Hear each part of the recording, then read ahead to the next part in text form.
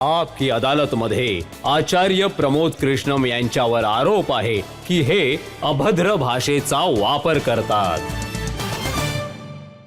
आता आचार्यजी, खूप साऱ्या तक्रारी मला मिळाल्या आहेत आणि तुमच्या सगळ्या समस्या याच आहेत. जशी भाषा तुम्ही बोलता, शब्दांचा जो वापर करता, जसं जेव्हा संसदमध्ये सेंगोलची स्थापना झाली, तुम्ही म्हणालात की देवता पुष्पवर्षाव करत आहेत. नंतर तुम्ही लिहिलत की गाढवं ओरडायला लागली. आता ही कोणत्या संतांची भाषा थोडीच आहे. मी लिहिलं की धर्मदंड स्थापन झाला आहे, देवता पुष्प वर्षाव करू लागले आहेत आणि गाढवं ओरडायला लागली आहेत.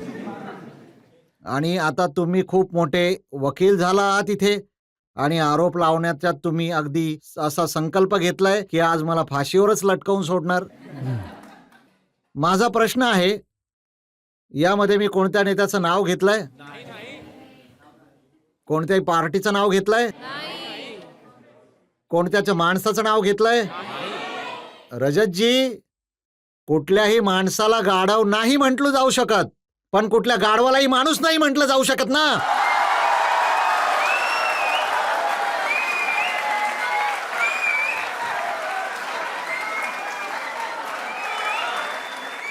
आता बघा, मी रजतजी कुठल्याही, तुम्ही सांगा, मी कुठल्याही नेत्याला गाढव म्हटलंय? कुठल्या नेत्याला गाढव म्हटलंय? आता सांगा, कोणत्या नेत्याला गाढव म्हटलंय? तर गाढवांना नेता सुद्धा नाही म्हणणार मी. तुम्ही जिथे नाव घेऊन म्हटलं आहे ते उदाहरण मी तुम्हाला सांगतो. तुम्ही म्हटलं की जर राहुल गांधी नेहरू गांधी कुटुंबामध्ये जन्माला आले नसते तर कोणी त्यांना शिपायाची नोकरी देखील दिली नसती. अशी भाषा तर असभ्यच आहे ना. नाही, ही भाषा अशोभनीय तर नाहीये, ही भाषा प्रशंसनीय आहे. मला तुम्ही सांगा, कोणता धर्म शिकवतो की खरं बोलू नका? कोणता धर्म सांगतो की खोटं बोला? नाही, पण शिपायाची नोकरी. रजतजी, खऱ्याला खरं म्हणणं खूप कठीण असतं, पण जेवढं खऱ्याला खरं म्हणणं कठीण असतं तेवढंच कठीण असतं खरं ऐकणं. आणि खरं जेवढं ऐकणं कठीण असतं तेवढंच कठीण त्याचा स्वीकार करणं असतं. जर ह्या सत्याला काँग्रेसने स्वीकार केलं असतं तर आज काँग्रेसची अशी दुर्दशा झालीच नसती. बघा, मला वाटतं की ही भाषा कुठपर्यंत योग्य आहे. तुम्ही म्हणता की राहुल गांधीला काहीच माहित नाहीये, तो चिठ्ठी मास्टर आहे. कधी तुम्ही म्हणता की त्याच्या डोक्यामध्ये लिकेज आहे.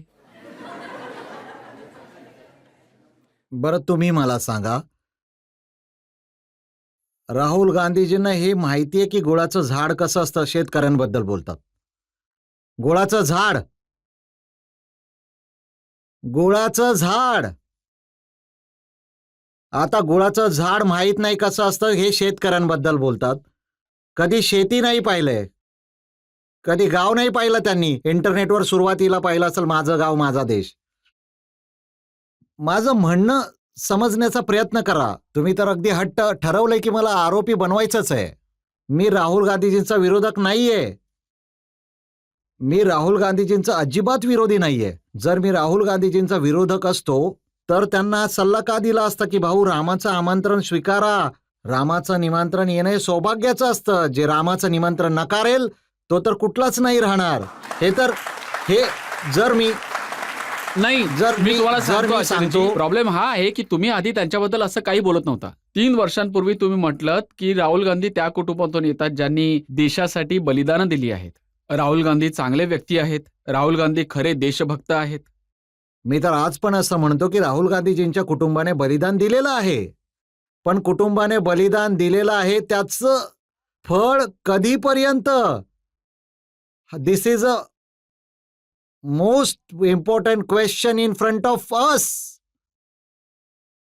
हा खूप मोठा प्रश्न मी आहे. तुम्हाला सांगतो खरा मोठा प्रश्न काय. मोठा प्रश्न असा आहे की तुम्ही म्हणता की राहुल गांधी राम विरोधक आहेत, सनातन विरोधक आहेत आणि आरोप देखील असा करताय की जर राहुल गांधी सत्तेमध्ये आले तर राम मंदिराला पाडून टाकतील.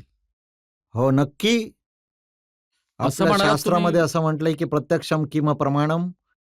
प्रत्यक्षाला प्रमाणाची आवश्यकता कधीच भासत नाही. आणि मुलाचे पाय पाळण्यात दिसतातच. रामाचं अस्तित्व नाहीये. राम काल्पनिक आहे. हे कोण म्हटलं? राम काल्पनिक आहे. राम काल्पनिक आहे. बाबर वास्तविक आहे. काँग्रेसचे अध्यक्ष मल्लिकार्जुन खडगे ते आपल्या पब्लिक मीटिंगमध्ये पूर्ण जगासमोर रजतजी म्हणतात की जर नरेंद्र मोदी यावेळी पंतप्रधान बनून गेले तर सनातन राज्य येईल. त्यांचे सुपुत्र आहेत ते म्हणतात की सनातन इज अ डर्टी वर्ड. एक पक्ष आहे DMK. काँग्रेस पक्ष आणि राहुल गांधींचा सगळ्यात आवडता पक्ष आहे तो. ते म्हणतात की हा जो सनातन आहे तो आहे डेंग्यू आहे, मलेरिया आहे, कोड आहे. तर मी असं म्हणलं की डेंग्यू मलेरिया कोड यांना तर DMK बनतो. DMKचा फुल फॉर्म तर हा आहे, डेंग्यू मलेरिया कोड. मंदिरात जे जातात ते मुलींना छेडतात हे कोण म्हटलं? कोणी म्हटलं? कोण म्हणाला असं? राहुलनी. बोलवा ना त्यांना इथे. बोलवा त्यांना इथे. पण मला असं वाटतं रजतजी, तुम्ही पण आमच्यासारख्या गरिबांनाच आरोपी बनवता. राहुल गांधी यांना आरोपी बनवायला घाबरता.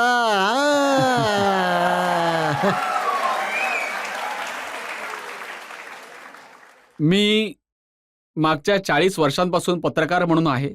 घाबरण्याची संधी तर आली नाही. कोणालाही घाबरलो नाही.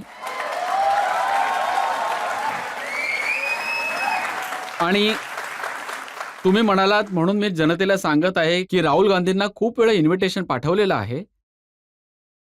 पर्सनली पण मी बोललोय, चिठ्ठी लिहून पण बोलवलंय, मेल देखील केलाय. आणि मला अपेक्षा आहे की कधी ना कधी त्यांना एक दिवस वाटेल की खरंच आपकी अदालतमध्ये आलं पाहिजे. मी अगदी ठामपणे सांगतो की त्यांना असं वाटणार नाही. कधीच नाही वाटणार. जर आलेच तर चांगली गोष्ट आहे. आणि जर आले तर त्यांना जरूर माझ्याकडून हा प्रश्न विचारा की काय मंदिरात जाणारे मुलींना छेडतात?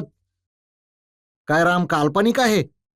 विचारा. काय कारण की- नवरीच्या दिवसामध्ये ही जे केरळमध्ये गाय कापली गेली, हे जे नवरात्रीमध्ये मटण बनवण्याचे फोटो व्हायरल करतात, हा सनातन आहे?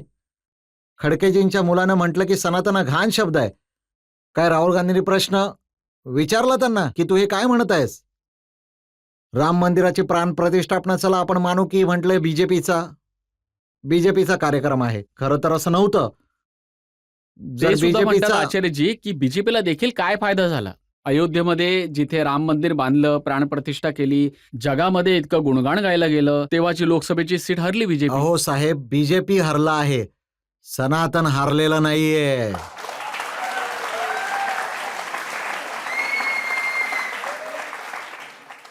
भारतीय जनता पार्टीचा कॅन्डिडेट हारला आहे.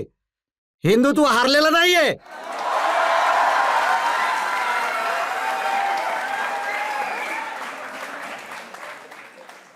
कोणत्याही राजकारणी पक्षाच्या पार्टीला हारण्याच्या सनातनाची हार म्हणणं हे सगळ्यात मोठं पाप आहे, सगळ्यात मोठी चूक आहे. मी याचा विरोध करतो. भारतीय जनता पार्टीची स्थापना 1980च्या आसपास झाली लगभग. आधी काळापासून सनातन आहे. जे सत्य आहे तेच शाश्वत आहे. जे शाश्वत आहे तेच सनातन आहे. तेच सनातन आहे. हे म्हणणं की साहेब अयोध्या अरे साहेब, हे तर होत असतं कधी कधी. देवाची अशी दृष्टी आहे, हे सगळं होत आहे. तो कधी कधी दृष्टांना सुद्धा ताकद प्रदान करून टाकतो. होऊन जातं, होतं. बघा, जे काही झालं, अखिलेश यादव जे राम मंदिरामध्ये नाही गेले आतापर्यंत, अखिलेश यादव ज्यांनी विरोध केला त्यांचा उमेदवार तिथून जिंकला. हे जितके रामविरोधी लोक आहेत ना, हे सत्तेच्या सिंहासनासाठी तडपत राहतील. यांना देशाची जनता सत्ता नाही देणार. लिहून घ्या, लिहून घ्या. 1-2 सीट जिंकणं, 2-4 सीट जिंकणं, 1-2 राज्यांमध्ये सरकार येणं, हे सगळं चालत राहील. कधी कधी भगवंत जे आहेत असुरी शक्तींना देखील थोडीशी ताकद देतात.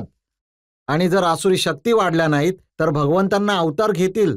भगवंत कल्कियाचा अवतार यासाठीच होईल की धराधामवर या असुरी शक्ती जेव्हा जास्त वाढतील तेव्हा त्यांचा संहार करण्यासाठी परमात्मा धर्तीवर येतात. मी तर तेच लिहिलंय. मी तर लिहिलंय की भगवान कृष्णाने गीतेमध्ये वचन दिलंय की मी कलियुगामध्ये संभलमध्ये येईन. जर तुम्ही म्हणत असाल तर मी हो, हो, गाऊन काय लिहिलं ऐकवतो. तुम्ही जरा ऐकवा ऐकवा. कि तूने द्वापर में वादा किया था,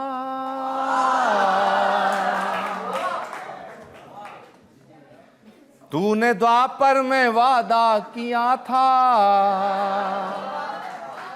कि कल युग में संभल में आऊंगा, जब बढ़ने लगेगा अंधेरा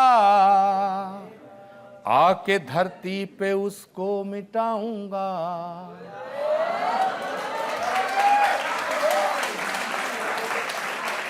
जब बढ़ने लगेगा अंधेरा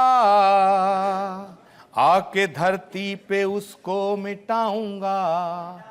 अरे स्वागतम कल की, शरणागतम कल की.